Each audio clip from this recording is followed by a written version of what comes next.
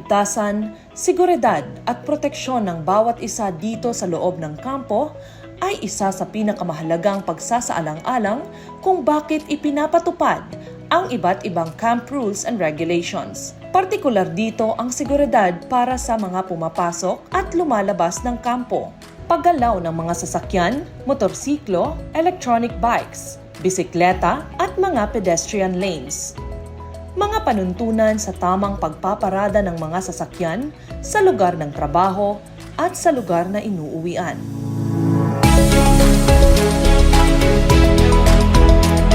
Para sa seguridad ng pagpasok sa loob ng kampo. Para sa sasakyan, patayin ang headlight at buksan ang ilaw sa loob ng sasakyan para sa mas madaling identifications bago pa makarating sa designated inspection area ng mga military personnel. Sa nakamotorsiklo, huminto sa designated motorcycle lane, remove helmet sa harap ng camera bago dumiretso sa inspection lane for motorcycles. Ipanatili ang bilis na hindi lalagpas sa speed restrictions. Huminto o mag-full stop sa mga tawiran o pedestrian lanes para sa mga tumatawid.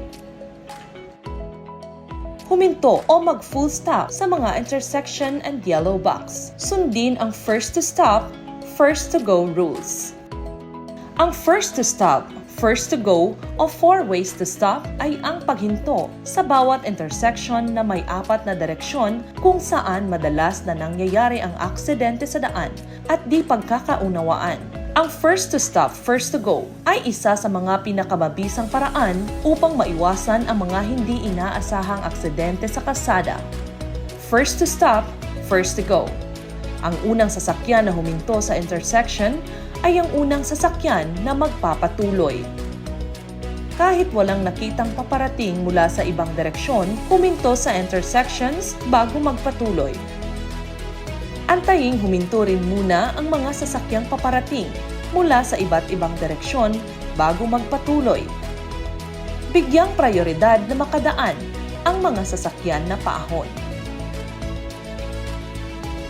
Tie goes to the right. Pag ang dalawa o higit pa sa dalawang sasakyan ay sabay-sabay na huminto sa parehong oras.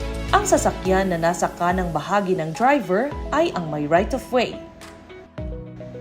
Straight before turns.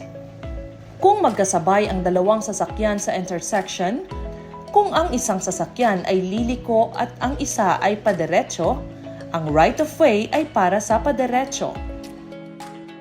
Right, then left. Kung ang dalawang sasakyan ay may magkaibang direksyon at sabay na huminto at ang isa ay pakanan at ang isa ay pakaliwa, ang right of way ay para sa sasakyang pakanan. Dahil pareho silang sinusubukang lumiko sa iisang lane ng traffic, makatuwirang mauna ang sasakyang pakanan dahil sila ang pinakamalapit sa lane. Kung may anumang pag-aalinlangan kung kaninong turn na ito, maaaring magbigay daan ang kapwa motorista sa pamamagitan ng pagkaway o pagsenyas upang ipaalam sa kanila na nilayon mong mauna muna sila sa iyo. Sundin ang mga alituntunin, magbigay daan sa hindi nakakaalam, manatiling matuwid at ligtas.